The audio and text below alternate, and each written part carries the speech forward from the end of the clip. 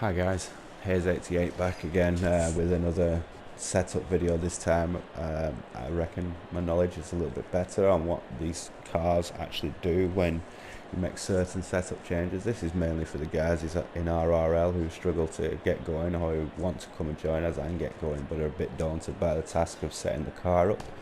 So I'll try not to keep you too long. I'll try to get through things quickly. I will go to track and do some things as well, but I'm just gonna mess with a few bits on here.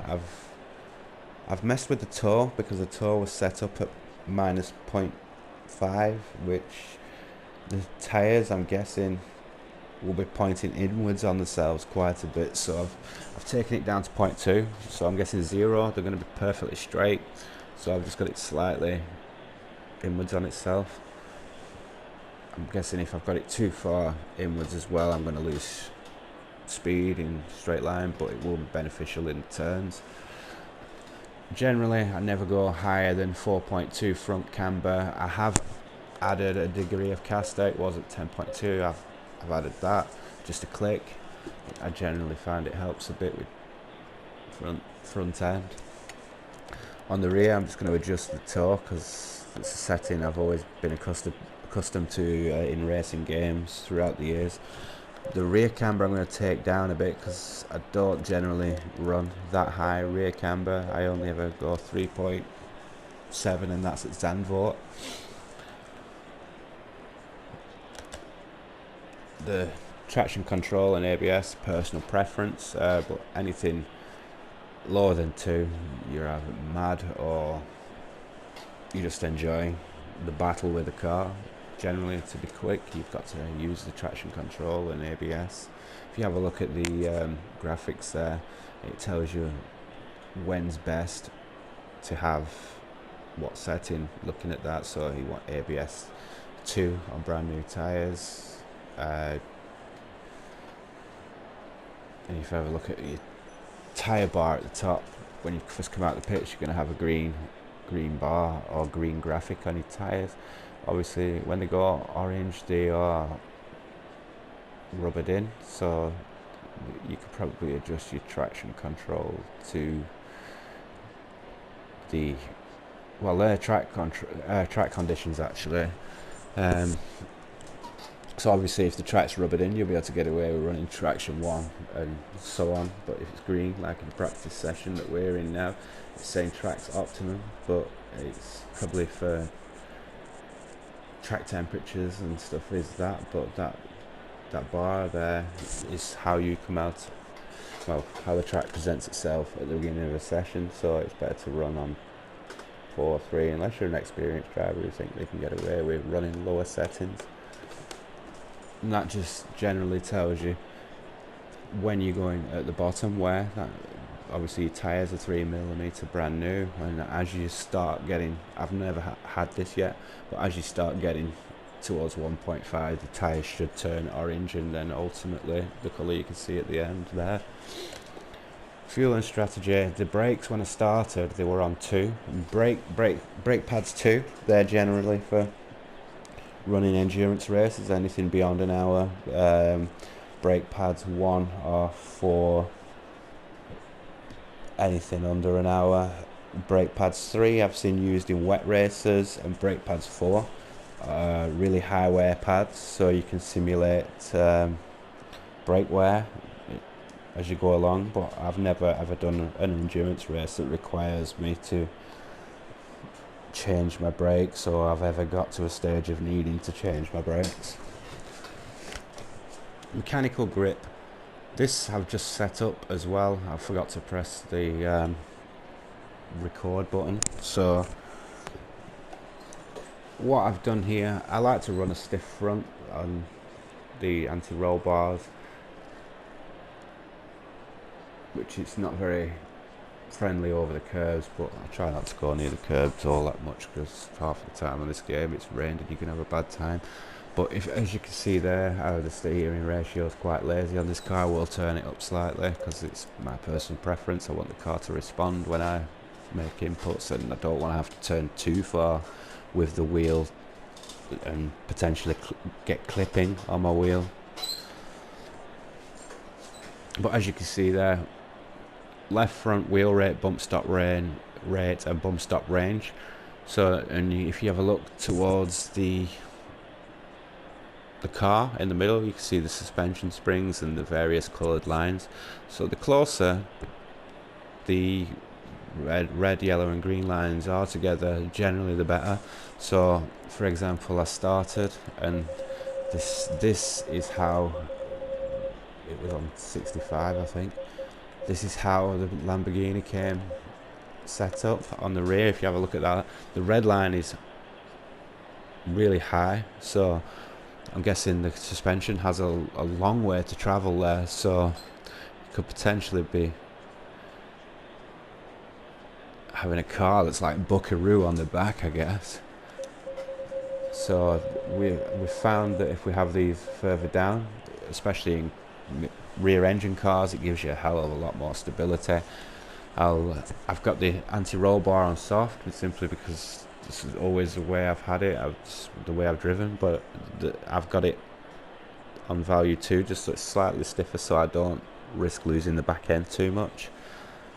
I'll just put that bump stop rate up. I think the bump stop rate is how much force you can go and hit a curb with. I'm not entirely sure, please don't quote me on it, and if I am wrong, please correct me in the comments, and if you have any questions I can answer in comments on here, or ultimately if you're part of RRL, I'll answer you on Discord. Right, so I've come to have a look at this, and the front seems to be set up okay. The only thing I would do is adjust the fast rebound down to, well, actually the front is set up wrong.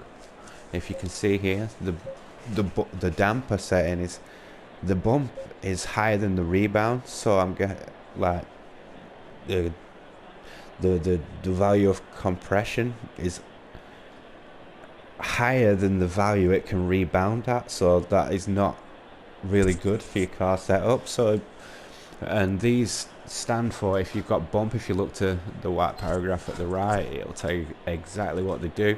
The bump is the shock absorbers, how stiff they are in the low speed, and the fast bumps are in your high speed for like your Silverstones, where you've got long sweeping fast turns.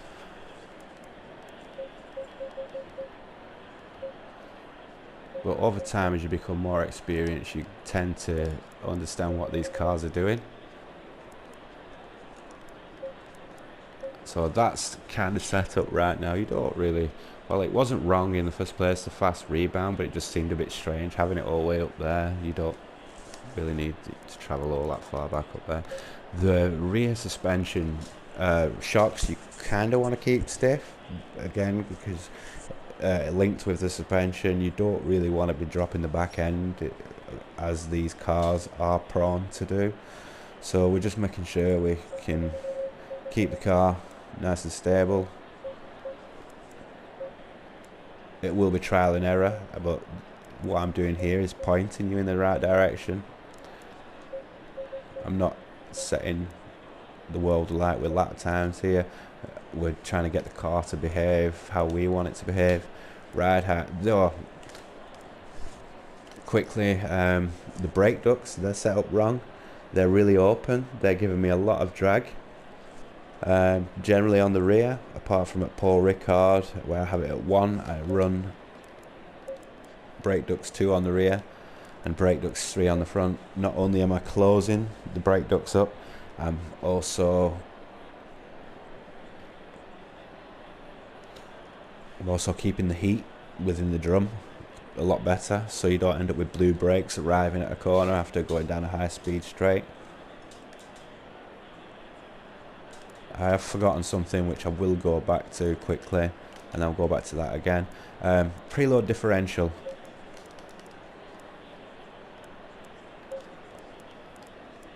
For some reason I'm stuck. But preload differential, you can see at the bottom there. Yeah, preload differential, you can see at the bottom there. That's the preset that the aggressive setup came with. What you generally do with preload is you lower it for better turning, but it comes at the cost of risk of oversteer, and you raise it to keep it a bit more planted, and be able to handle lift off oversteer a lot better, which some cars have a tendency to do. But generally you don't raise the preload all that much. It's usually 20 below or 20 above the preset value you get on the setup you start with. I mean, if you're looking online at people's setups, chances are these have been set up in a certain way to suit that driver, but again, they might have already been set up above by 20 or below, so you could leave those alone or adjust it to tailor yourself. But yeah, the wheel rate, just quick recap on here. The wheel rate is stiffness of your springs. The bump stop rate, I think, is how hard you can hit the curbs, and bump stop range is quite important for keeping the car stable. As you're driving, the higher the value, the less stable it's going to be, because you need to keep those lines together. And this is just tying in with what you've just seen on mechanical grip. We'll go back to aero. Like I said, the brake ducts were way too open. The ride height's quite good there. The ride height you need to keep quite low, but you've got to avoid bottoming out, which I found out to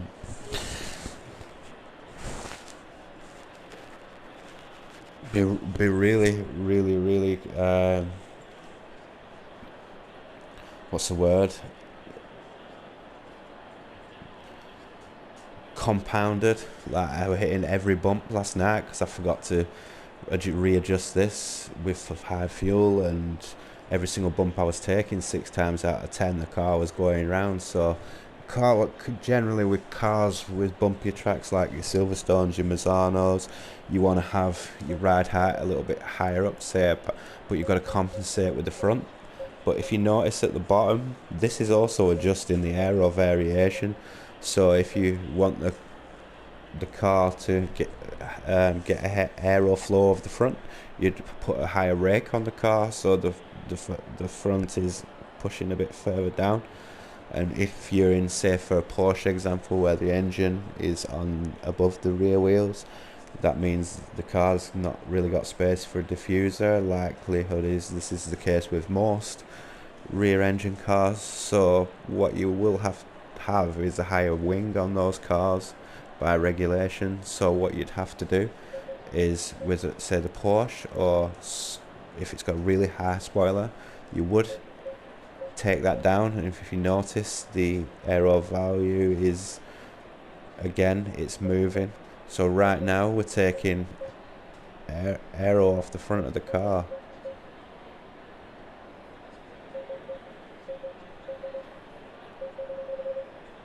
So if we go right down with that,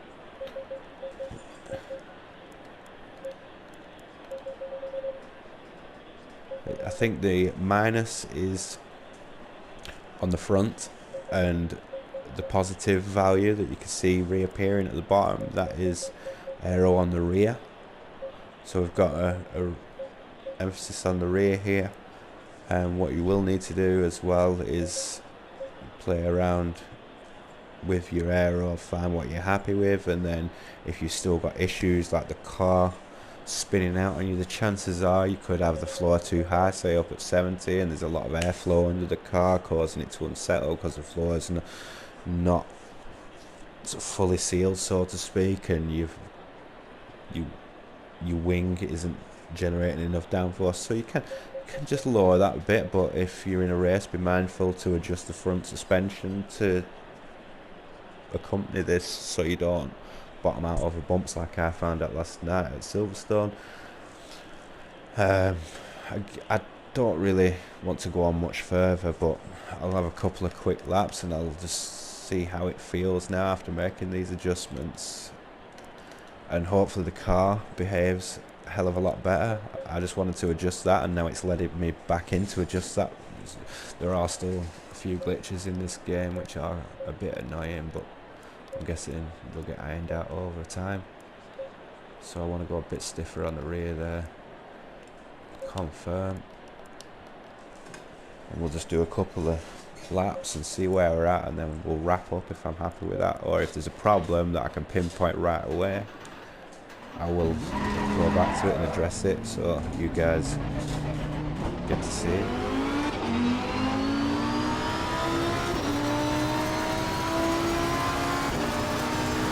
Already the car feels like it's more under my control. A quick tip if you're doing this as well would be, I've warmed my brakes up in the first corner, but you can in second gear just ride the brake pedal. If you notice my brakes are slightly on and my brakes are warming up on the rear as well as the front. It'll give you a bit more response if you do that. You can also launch off your start by regulating the speed to 43 miles an hour by holding the brake pedal down. You get a perfect launch every time. It does take some practice.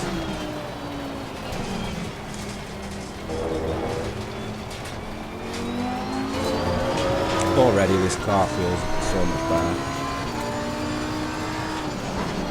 I don't feel like I'm going to lose it every time I put a bit of power on the throttle. I can lift off confidently now without the car on the swap ends with me. So doing those suspension setup changes are pretty much the most important thing, along with tyre pressures, that you're going to have to get your head around on this game. But the general rule of thumb, the closer the lines are together in the graphic in the middle, you're going to have a better time than if they are. Right, I've got a bit of oversteer there, so I'll come in and sort that out in a minute. But yeah, again, the lines, if you want to keep them close together, you're going to have a better time than you are if they're far apart.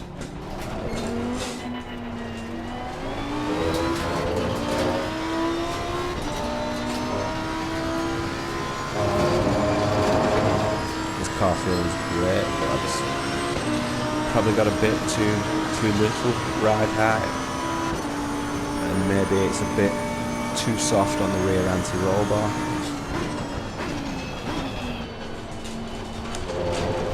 Or it's too stiff on the rear dampers. It could be one of those three things.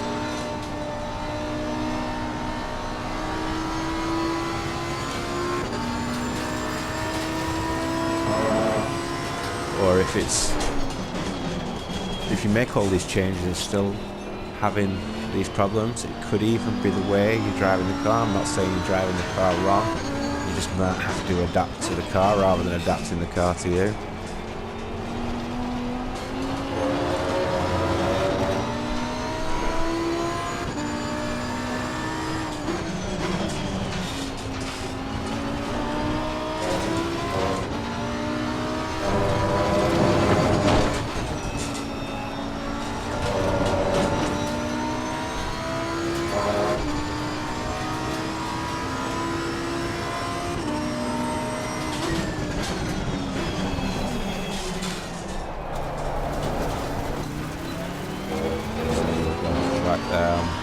I'm not used to this Lamborghini all that much, but I'm using a Fanatec and I've got my steering in game set up to the Maserati, which is 900 degrees of rotation, and I set the cars on board each time, so I'm sure, because I don't fully trust the automatic setting.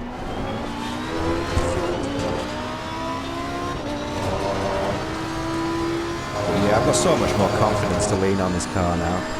So definitely heading in the right direction, but it takes time, this tuning, so we're just trying to make it a little bit quicker. And things you will notice, I've included in this video straight away, make a difference to the car and handling of the car.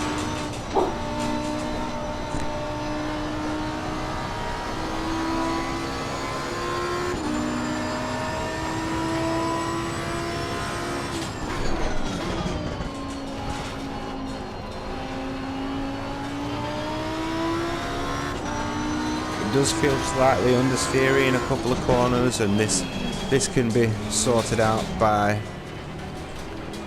again, either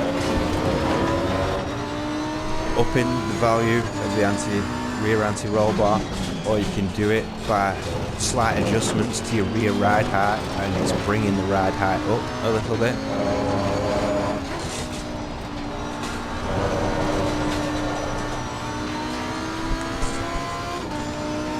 That was my own fault and stayed on the curve.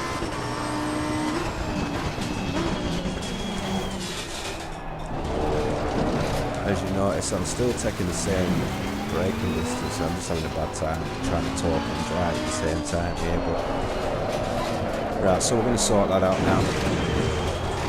We shouldn't be getting that, so we may be a little stiff in the rear damper section on that, because the car's set up quite well. So I'll probably take, in this instance here, I'll probably lower these values down 3.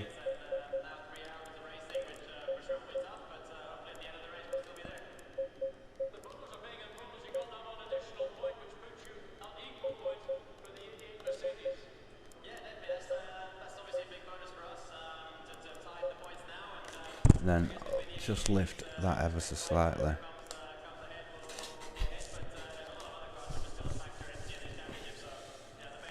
So hopefully we've sorted out that oversteer problem up in that corner. If you have as you're going along as well, if you make note of certain corners and then come in and have a think about which corners they were and what the characteristics of the corner were, you quickly establish a pattern as to what's going on with the car. I was losing in quite low speed corners where you tend to lift, of course, so that were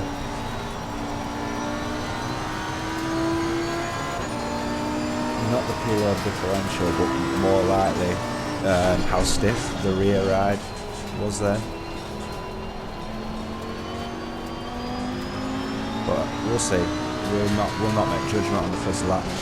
It will be the second lap I'll pass judgment as to whether it handles that corner a lot better. Initial feeling is I've got a bit better in the low speed. It feels a lot more planted, just off making those damper adjustments and 2 mil extra rear ride height. There's little things make a big difference in this.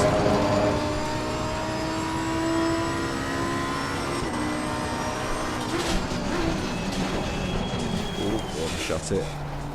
Not to worry, it's only an outlet. But this is a corner that I want to.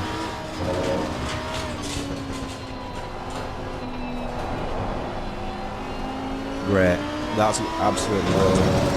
I want to judge it off that lap. I'll do the next one when my tyres are fully, well, somewhere near temperature. Certain cars you can literally straight line actually here.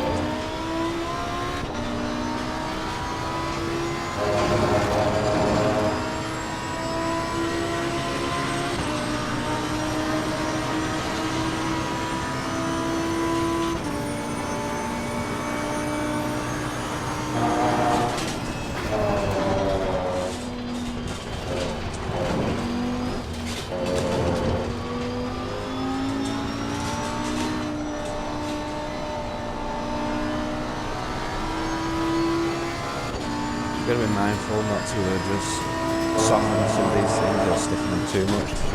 Start suffering from understeer or oversteer, and then you'll be back to square one of trying to troubleshoot your problem. But it's generally rear ride settings, like be it suspension, dampers, ride height, make a huge difference to how that car handles.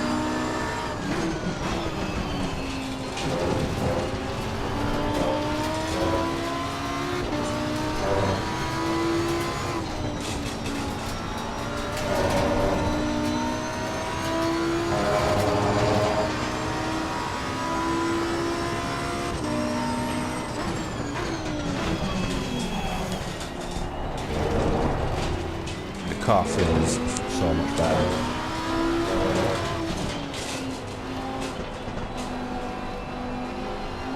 Yep, the car doesn't want to get away from me there.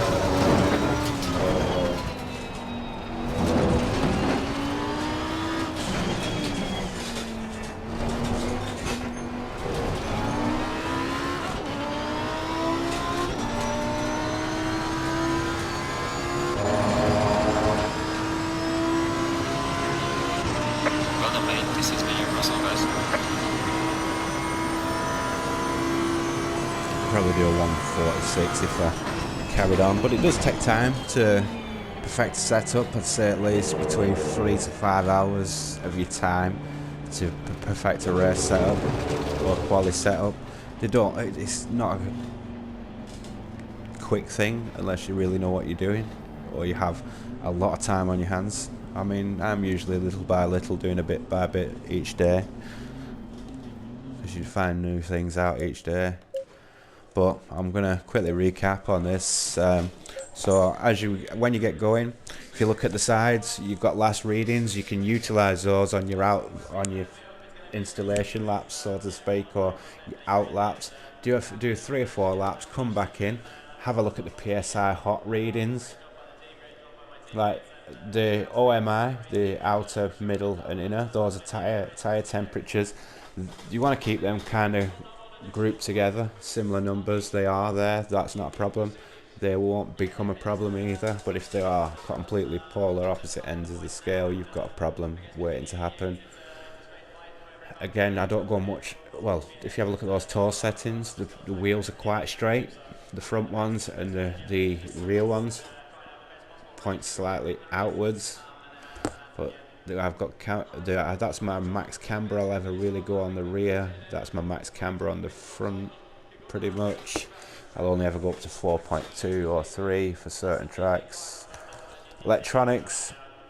Some cars have a TC2 option. That is your engine cutout during traction control operation.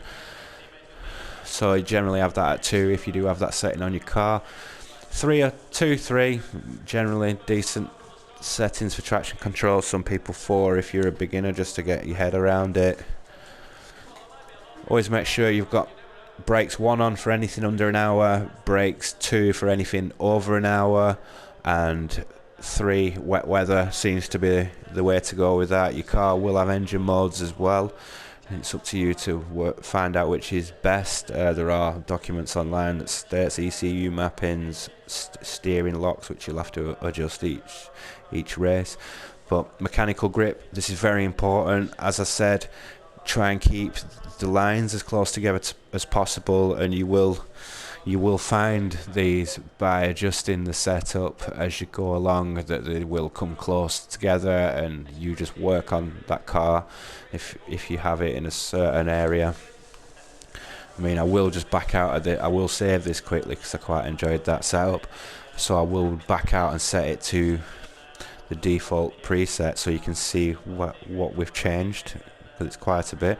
But yeah, the damper settings, you always really want your bump a lower value than the rebound, obviously, because you want the decompression to have more space to go than the actual compression. Aero can be utilized adjusting rear ride height to get a large wing out of the way to give you a bit more stability. The higher the car, the less likely is the floor is sealed, so you want to try and keep it as low as possible, but without bottoming out over bumps or making the car bottom out through having a fuel load on. If you're part of the RRL team on Discord, feel free to message me, but if you're not and you have any questions, feel free to leave me a comment and I will get back to you. I hope this helps, and hopefully you're on track soon, a lot more confident in the car. And thank you for listening, guys. I'll wrap this up now. Bye now.